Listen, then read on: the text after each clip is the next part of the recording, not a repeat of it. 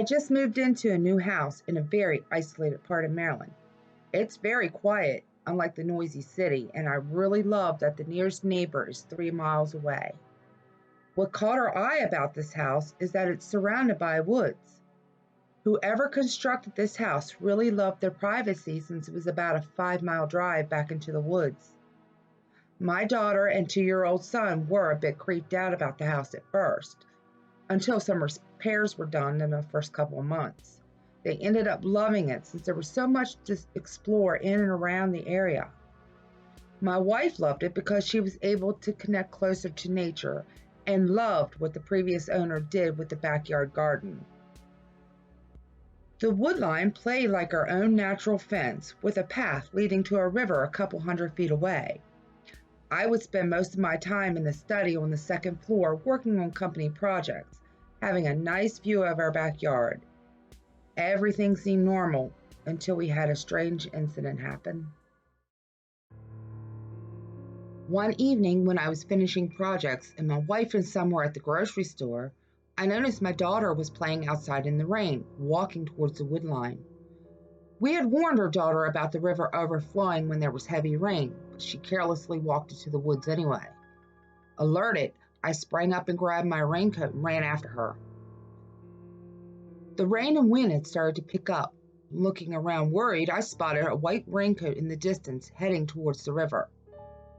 Slipping around in the mud, I started calling her name and demanded she come back to the house, but she didn't answer or turn around. Again, I called out louder, but still no response. I was a couple yards away when I saw my daughter squatting down, reaching for something in the river. Before I got the chance to warn her, she fell in and was being carried away by the current. Horrified, I began running along the riverbank as I saw her coat bobbing around in the water. Being unable to catch up, I jumped in after her. Fighting to keep my head above water due to the strong current, trying to reach my daughter, fearing the worst, it was at this point I decided to go call the police. Struggling through the current, I managed to grab onto a branch. Looking back, I saw my daughter's white coat submerged completely in the water. Pulling myself up on something, I felt something pull on my foot in the water. While trying to kick away, something started to try to pull me back into the river. Fearing it might be a heavy log, I began kicking since I was being dragged back in. After managing to pull myself over to the edge of the river, I turned around in complete horror when I saw what looked like a pale hand covered in mud, holding my foot coming out of the water. Freaking out, yelling and kicking as hard as I could, I broke the grip of whatever it was. Getting myself up, I ran fast as I could back home. Bursting through the kitchen door, I noticed my wife was already home with my son. Frantically, I started looking around for my phone, running around like a madman. My wife shouted, "What the hell happened to you?" All I could do was babble. I couldn't even spit out the words. I started to break down and cry on the kitchen floor. My wife helped me up, calming me down, and asked me again what happened. Sobbing, I explained to her that I saw our daughter get swept away in the current. Just before I could finish explaining, my daughter walked into the kitchen wearing her pink raincoat. Deeply confused, looking at my daughter with wide eyes, my wife told me our daughter decided last minute to come with her since she wanted some candy. A shiver ran down my spine. I was unable to shake this weird feeling. I was certain I saw our daughter get carried away by the river. Stuttering, I asked my wife if our daughter by any chance had a white raincoat.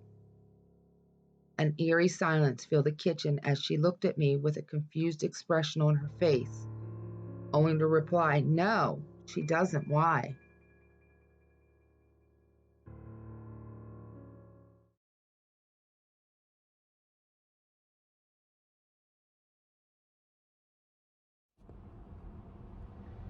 It was around 2 in the morning, and I was on my way back home from one of the many trips to visit family, especially during the holidays.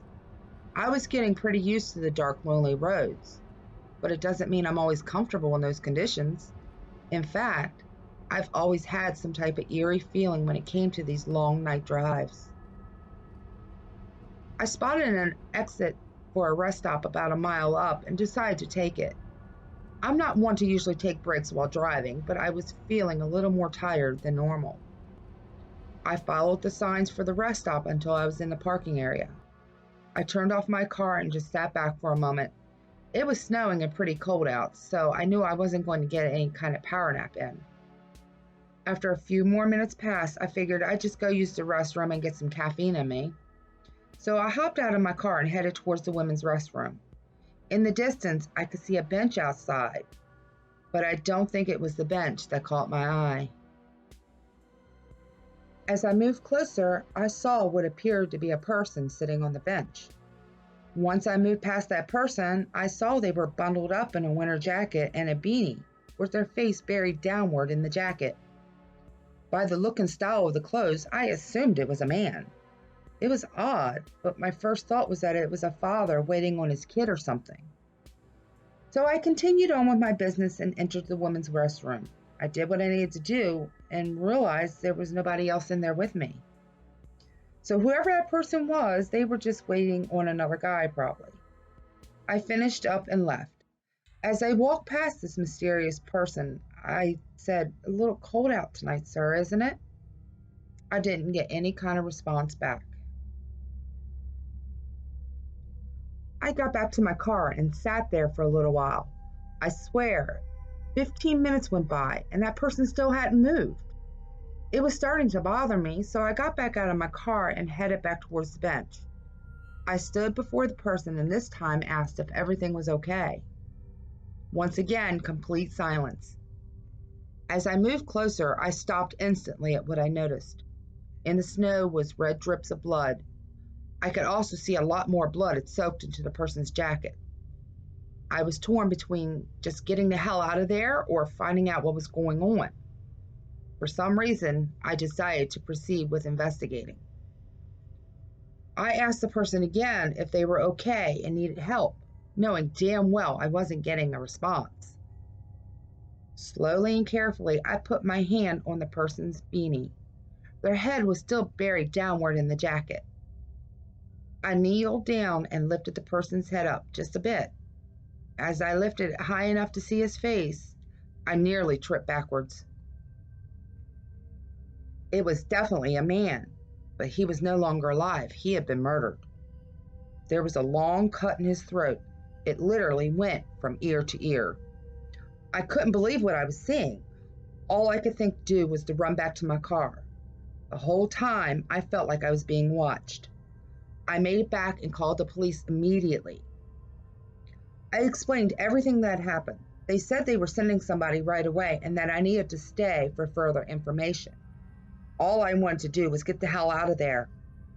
After processing what I had just witnessed, I started getting paranoid. I don't know what was scarier, discovering a dead body or having to wait around knowing he was murdered, which meant the killer could still be somewhere close, maybe even watching me. It felt like forever, but the police finally arrived, and after a lot of questioning, I was free to go. As I was pulling back onto the highway, I noticed the headlights from a big pickup truck coming up quickly behind me. There was no truck at the rest stop that I noticed. I just assumed I didn't see it because I was in shock about what I discovered. Merging onto the highway, I moved all the way to the left lane to keep the truck's headlights from blinding me in my rearview mirror. The truck continued to follow me all the way to that far left lane. Confused and frustrated, I moved back to the right lane, and again, the truck followed, staying close behind me. Now I was really starting to get scared again. I had no idea why this truck had to stay right behind me. I slowed down to try to get the truck to pass, but it wouldn't. I continued on my way looking for the next exit to town and nervously watching in my rearview mirror. I finally found an exit and quickly left the highway without turning my signal on, and the truck continued to follow. I then decided to go straight into town and made several quick turns without my turn signal, trying to lose this creep. Thankfully, I was able to find a well-lit gas station, and before pulling in to get help, the truck had disappeared. I slowed down and pulled up to the pump closest to the store and just sat there shaking, nervously looking around at my surroundings, trying to calm myself down. After a few minutes, I slowly got out of my car and walked into the store and paid for gas. I returned to the pump, not seeing that truck, and started to fill up the car.